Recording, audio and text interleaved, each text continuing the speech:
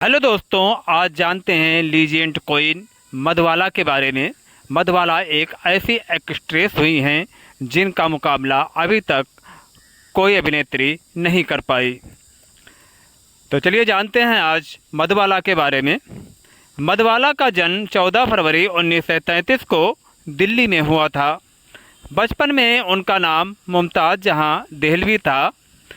फिल्मों में आने से पहले उन्होंने अपना नाम बदलकर मधुबाला रख लिया था। उनका यह नाम उन्हें बॉलीवुड की लीजेंडरी एक्ट्रेस देविका रानी ने रखा था। बचपन से ही उनके दिल में छेद था और इस बीमारी की वजह से डॉक्टरों ने उन्हें ज़्यादा से ज़्यादा आराम करने की सलाह दी थी, लेकिन घर की इकोनॉमिकल कंडीशन अच्छी नहीं होने की वजह से उन्होंने बहुत छोटी उम्र में ही काम करना शुरू कर दिया था। मधुबाला के पिता का नाम अताउल्ला खान और माता का नाम आयशा बेगम था। मधुबाला 11 भाई बहनों में 5वीं संतान थीं। मधुबाला के पिता अताउल्ला खान शुरुआत में पेशावर पाकिस्तान में एक तंबाकू फैक्ट्री में काम करते थे। नौकरी खोने के बाद उनके पिता पहले दिल्ली और बाद में मुंबई पहुंचे। इस दौरान मधुबाला का जन्म दिल्ली में हुआ था। साल 1944 का समय उनके परिवार के लिए बहुत ही दुखद था। इस दौरान डाक एक्सप्लोजन में उनका घर तबाह हो गया था और इस हादसे में मधुबाला की 3 बहनें और 2 भाई मारे गए थे। इस हादसे में बचने वालों में मधुबाला के अलावा उनकी 5 बहनें और उनके पेरेंट्स थे और ये लोग भी बस इस वजह से बच गए थे कि वे लोग एक लोकल सिनेमा घर में फिल्म देखने गए थे। मधुबाला ने 7 साल की उम्र में ही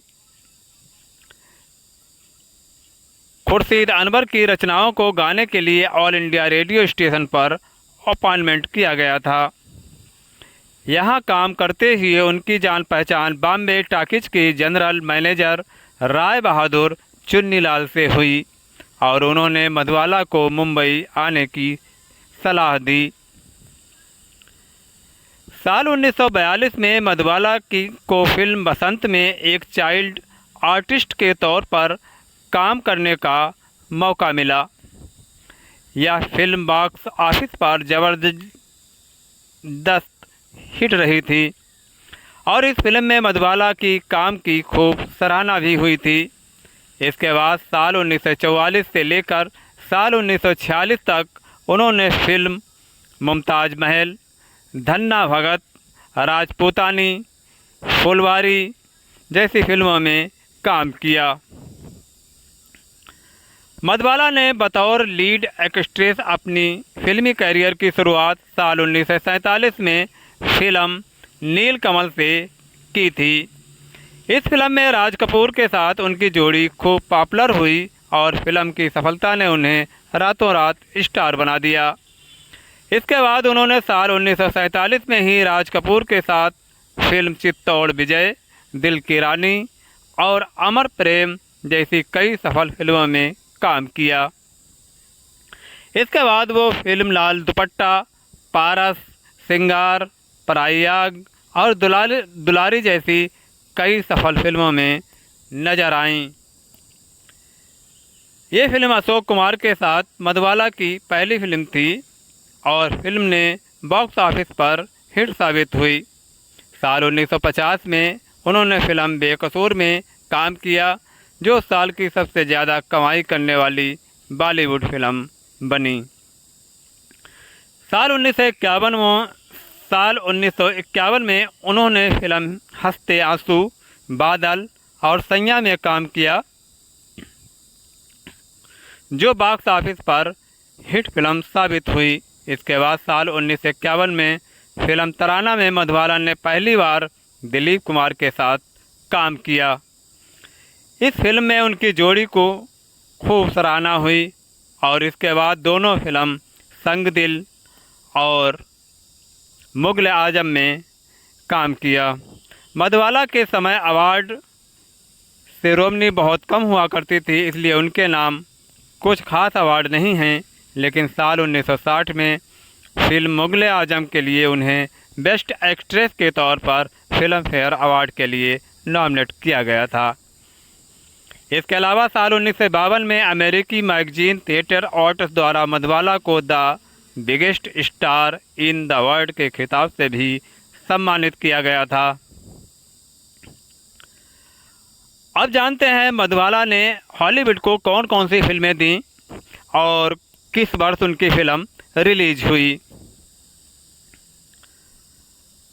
उनकी फिल्म बसंत 1942 में रिलीज हुई, मुमताज़ महल 1944 में, धन्ना भगत 1945 में, पुजारी 1946 में, फुलवारी 1946 में, राजपूतानी 1946 में, नील कमल 1947 में, चित्तर विजय 1947 में, मेरे भगवन 1947 में, खूबसूरत दुनिया 1947 में, दिल की रानी 1947 में, पराई आग 1948 में, सिंगार 1949 में, पारस 1949 में, नेकी और बदी 1949 में, महल 1949 में, इम्तहान 1949 में, दुलारी 1949 में, दौलत 1949 में, अपराधी 1949 में, परदेश 1950 में, निशाना 1950 में, निराला 1950 में, मधुबाला 1950 में, हंसते आंसू 1950 में, बेकसूर 1950 में, तराना 1951 में, सैया 1951 में, नाजनीन 1951 में, नादान 1951 में, खजाना 1951 में, बादल 1951 में, आराम 1951 में, रेल का डिब्बा 1953 में, अरमान 1953 में, बहुत हुए दिन 1954 में, अमर 1954 में, तीरंदाज 1955 में, नकाब